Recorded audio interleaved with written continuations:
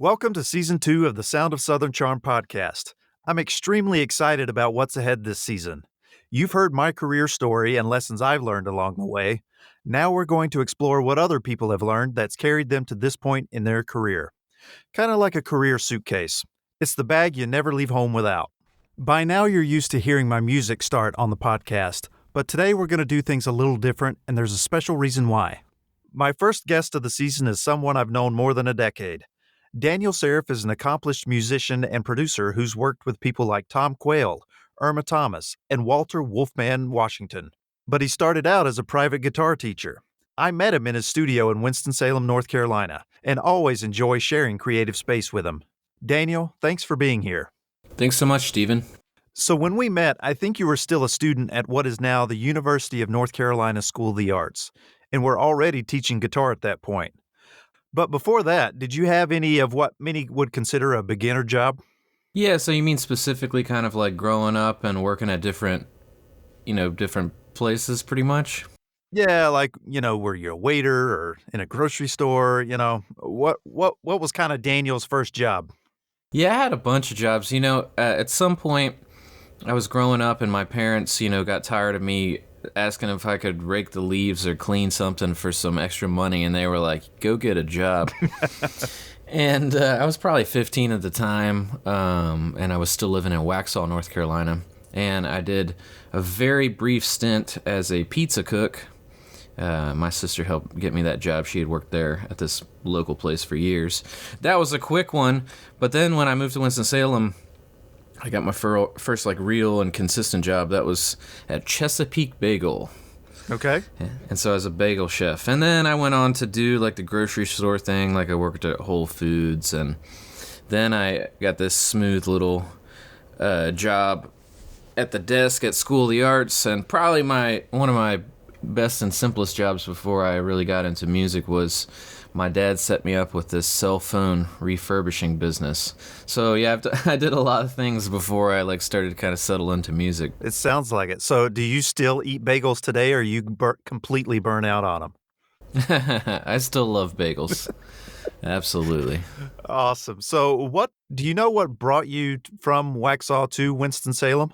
Yeah, so I was, at that point, I was still in high school and, pretty young, and my parents' job situation kind of changed a bit, and so we decided to move to Winston, specifically for my dad's job, and my mom's job was open for traveling. So yeah, that was a cool move, being that, Waxhaw is south of Charlotte. It wasn't that booming as it is now. Sure. So it was kind of out in the country. So it was cool. It was a major upgrade to come to Winston. Absolutely. So what do you think made you decide to become a guitar teacher? I guess first, when did you even pick up a guitar? Yeah, so I first started playing guitar in 1999. I was 13. And yeah, I think I was down at my grandparents' house in Florida, and I had always loved music, and I even played a little bit of piano and kinder music when I was in first grade, kindergarten kind of. That kind of early time. Sure. But it was kind of brief, and I didn't really love it, but I loved music. And so eventually, I was 13 years old. I was down in Florida and for the summer, and I just woke up. I was like, man, I love Zeppelin. I love Nirvana. I love, Pink Floyd. And was just I want to play. And just got home to my parents' house, and there was a old classical guitar in the closet. I started playing on it and learned some tunes, and my dad said he'd buy me an electric if I learned 3 or 5 songs. I can't remember. And I did it really quickly, and the rest is history. Wow. So what made you decide that you could even become a guitar teacher? Yeah, so, I started studying with people. At first I was self-taught or whatever, but, really self-taught is you get on the internet and find a bunch of stuff, and you still got really big influences and whatnot. But I just started getting into it, and I saw that people were making an income, and also it was just a great way to be involved in music. And I had some cool guitar teachers that kind of were inspiring, and so it seemed like a decent job. So how many years do you think you were playing before you started teaching? Yeah, I can't remember if I started teaching exactly in 2006 or 2007, Okay. but it was right around then. And so I had been playing for, 7 or 8 years at that point. Oh, wow. Did you remember thinking at the time that you could make a full-time job out of teaching guitar? Yeah, once I like started teaching, I was in college at this point, and I was like maybe in my junior year. I started to realize that it was great money. It was pretty fun, and it was way more consistent than gigging was. I was playing a lot of gigs at the same time, but I liked the consistency, and I liked kind of having like my own space, and it was cool to like share music with people and exchange like new and interesting artists and things like that, and also like people's appreciation for older artists and all that stuff. It's really cool. So when you were in college, I think I remember reading like one year you did like an insane number of gigs, like you were talking. Did you have, though, at the time, any other sort of aspirations beyond being a teacher? Like, did you want to go tour and be on the road, or did you have other career things that you wanted to do besides teach? Yeah, so I mean, I think I still want to do things that are not teaching. It's like for me, I had a few different bands. So yeah, I started teaching, but at the same time I was playing a ton, and most of the gigs were in the immediate vicinity, but some of it was like go out to Chapel Hill, go to Asheville, do this and that. And so I started touring with some bands, and we were playing quite a bit. And one of those years, this was after school, I did like 300 gigs or something like that. Wow. Yeah, I remember playing 9 gigs in a week, and I liked it. It was cool, but one thing I think that deterred me from really wanting to tour in that way, like where it's like, oh yeah, I'm part of a band or whatever, I'm like an equal member in a band, is like, man, I love a lot of the people that I played with, but there are definitely some people that just like, they bring their psychology into it, their emotional, situations. You're one of 5 people. Some people have drinking and drug problems. Some people have money problems.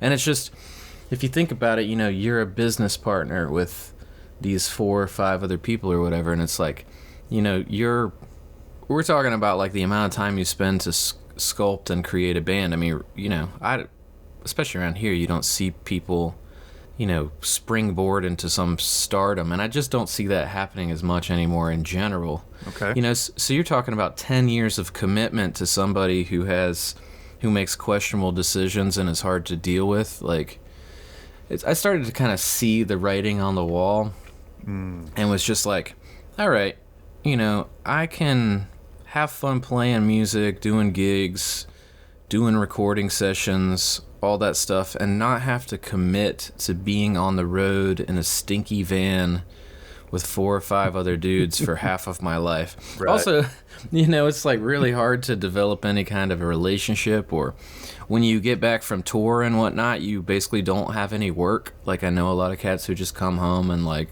have to scrape around like work to try and figure out what to do for the next 3 months, and it's like people forget that you're here. Wow. I hadn't even thought about that, but you're right. I guess when you spend, months or so at a time on the road and come back, and people think it's not a glamorous lifestyle for a lot of musicians who just want to have fun. Yeah, I think that the reality of people really making it to that next level is like pretty crazy. Right. I know people have been plugging away at it for years and years and years, and to me it's like a labor of love. Sure. And I love playing music and being creative, but there's so many factors around like being on tour that are just not really that fun for me. And I just got back from spending 2 years in New Orleans, and during that time I was gigging in town for a while, and then also I started doing some tour dates. Like, these were cool because I knew my guarantee. Right. And I was working for somebody, so they made all the decisions, and I got to, have a little bit of financial security. Although, honestly, the money is, like, not very good until you get to, like, a next level kind of gig. Right. But it was, at least I knew what I was doing. And at that point in my career, I've been working so much that it was like I almost could take the tour dates as like, okay, I'm making enough to cover the expenses, but you know, if I can work my students in here, there, teach a lesson in the hotel room or two or three, because everything was online at that point for me already. Right. Yeah, that was a very smart business decision on your part, is to kind of go ahead and make that investment for online sort of learning and figure out how to carry your business from North Carolina to New Orleans. When I first met you, I think I was maybe doing like one or two online here or there. I kind of always had this one person online from Wilmington, and then they moved to Montana. It was a young guy, and then a couple other people. And then it was just like I started to see the potential of it, and I was taking lessons online. And, you know, really it was just like when I decided to move and go to do that grad school in New Orleans, it was like, all right, they're going to pay me to go, which is nice. Right. But it's not nearly enough to survive. It's like I got to make sure that these people will follow me. And thankfully, I've made great relationships with my students. And so even though some of them didn't love it, they kind of stuck with me. I think it's actually grown on them because I've really tried to dial it in to be very effective for teaching. Sure. And you touched on it a little bit ago when you were talking about touring with a band and different people, about how, you know, you're essentially going into a business with these people. But what lessons do you think you've learned over the course of being a guitar teacher and really in general sort of an entrepreneur?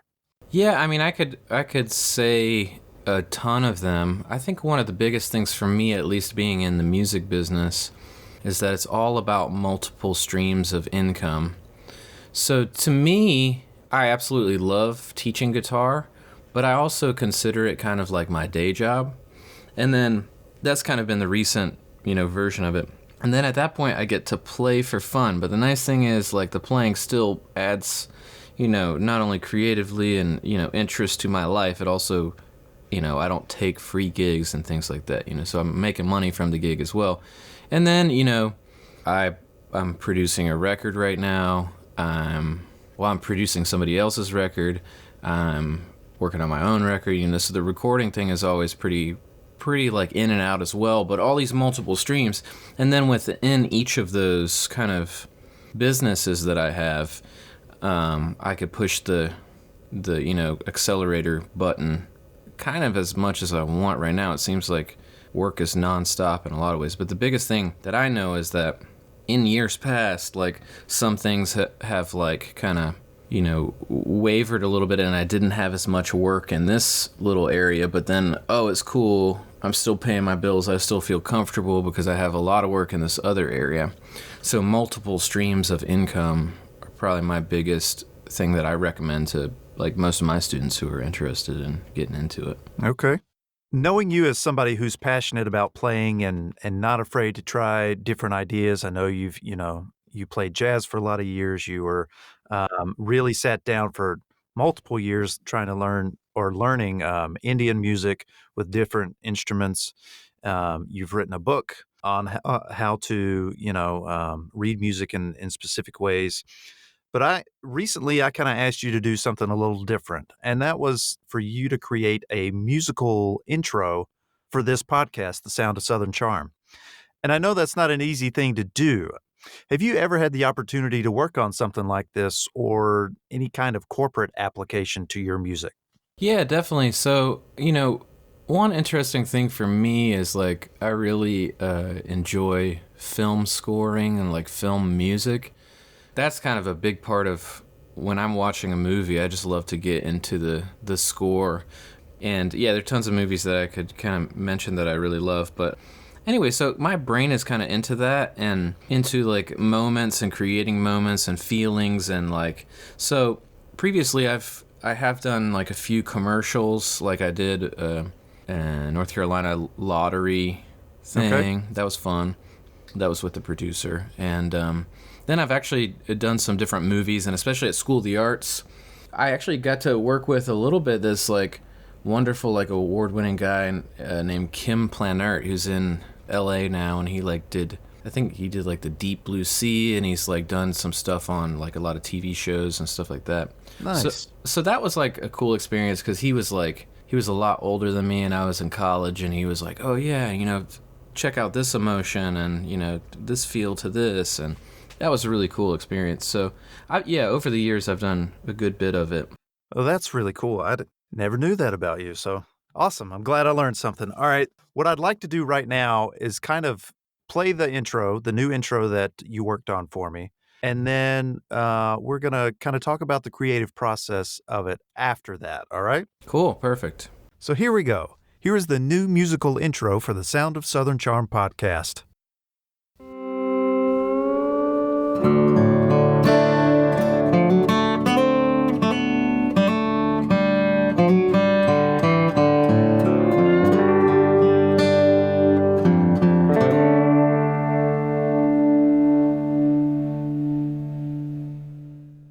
Daniel, I'm so excited right now. You can't even, I wish you could see the smile on my face. You just completely nailed what we were going for. I feel like this is my theme song as a walk through life. It just hits on so many points for me. It hits that I'm from the Blue Ridge kind of thing, like kind of this mountainy feel and still sort of a blues tone. I just thank you so much for creating it.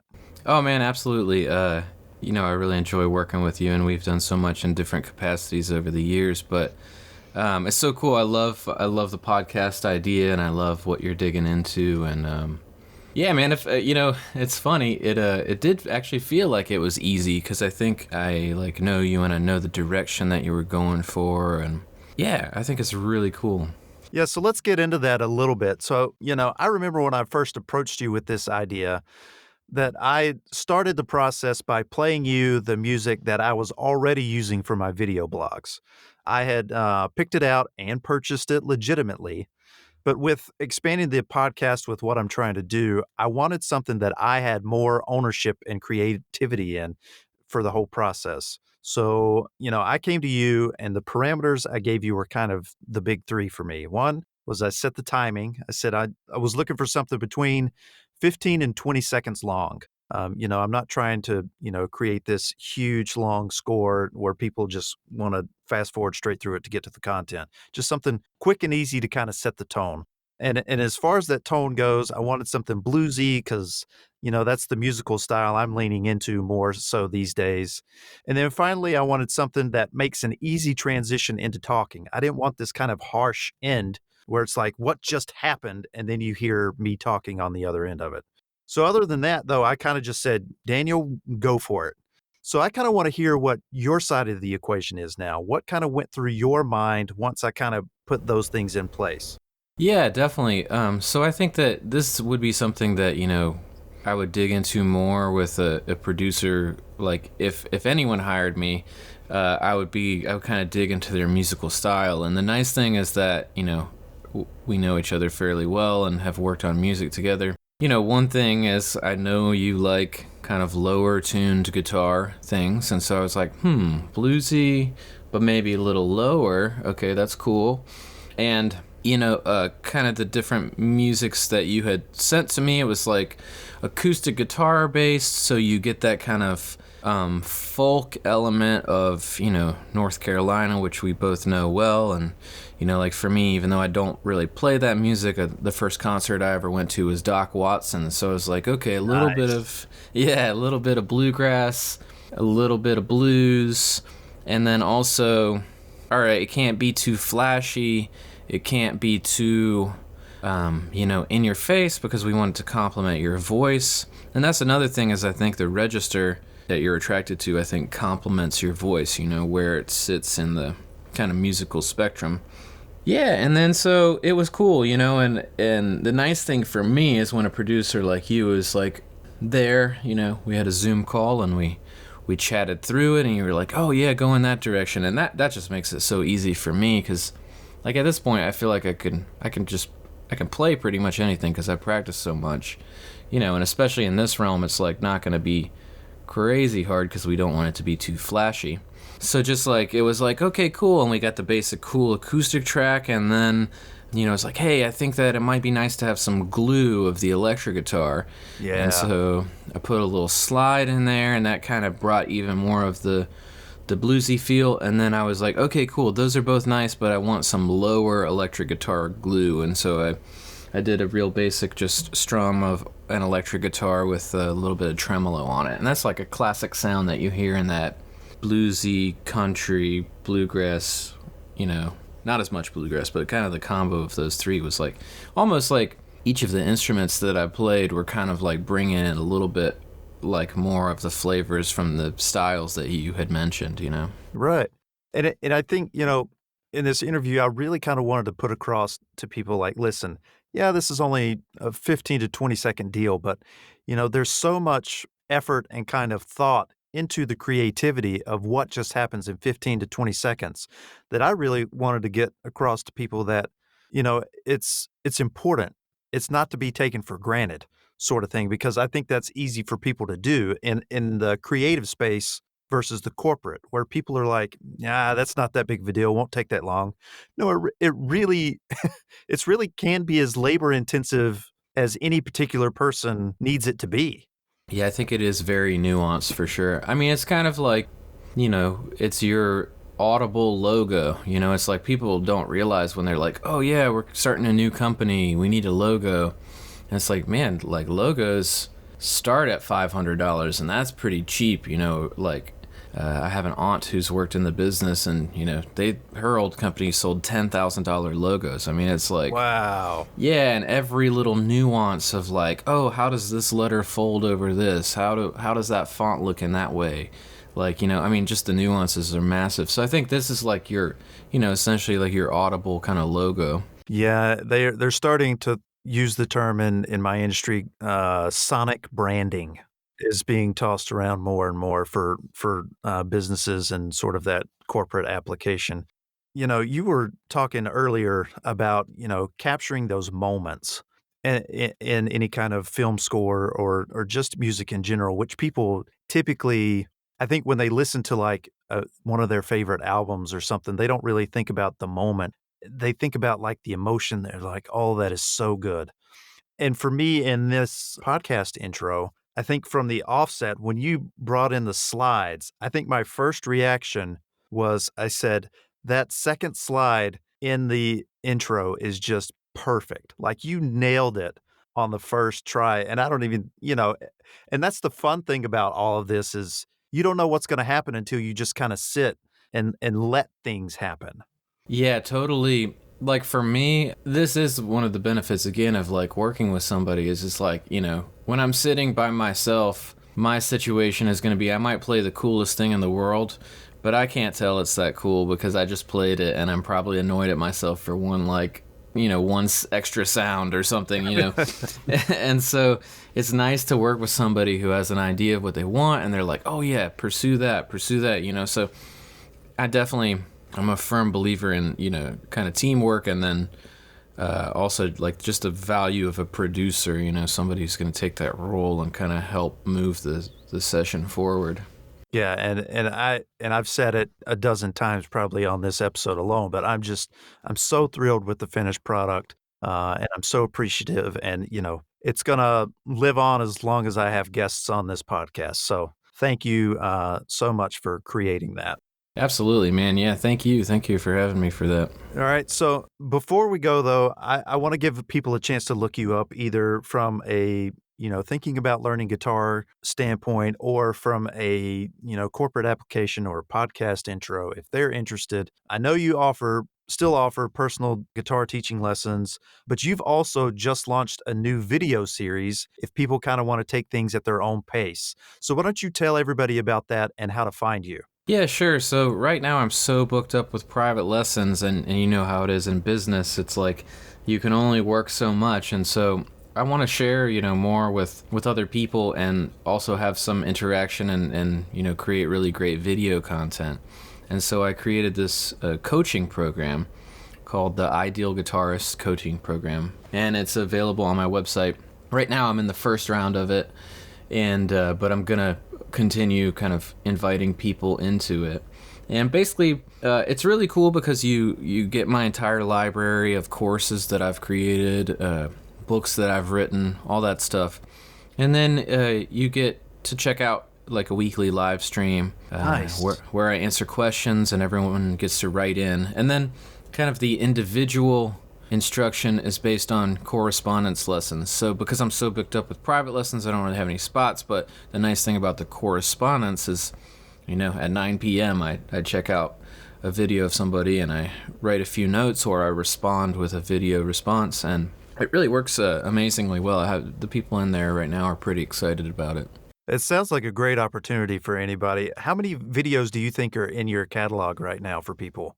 Oh, that's a great question. So I would say hours, there's like 10 hours of instruction. Wow. At least. And then there's also like 80 play-along exercises. I use this special software where you can watch me play the exercise and you can see the notation, which Nice. is typically tab, but it's like tab and standard notation together.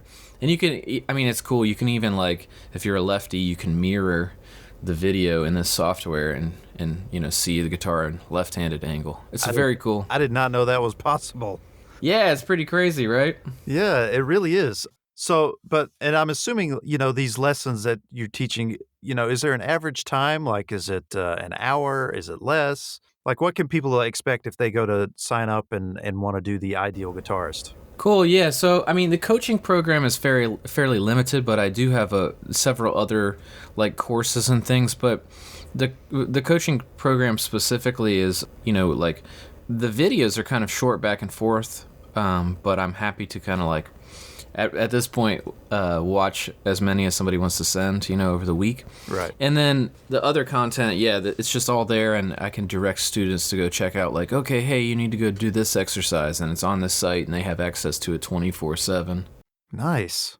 So you've really kind of thought about this whole process over the years, and is sort of the most available at this point in everybody's lives. You're kind of putting everything out there and using it to its full extent. That is definitely the ultimate goal.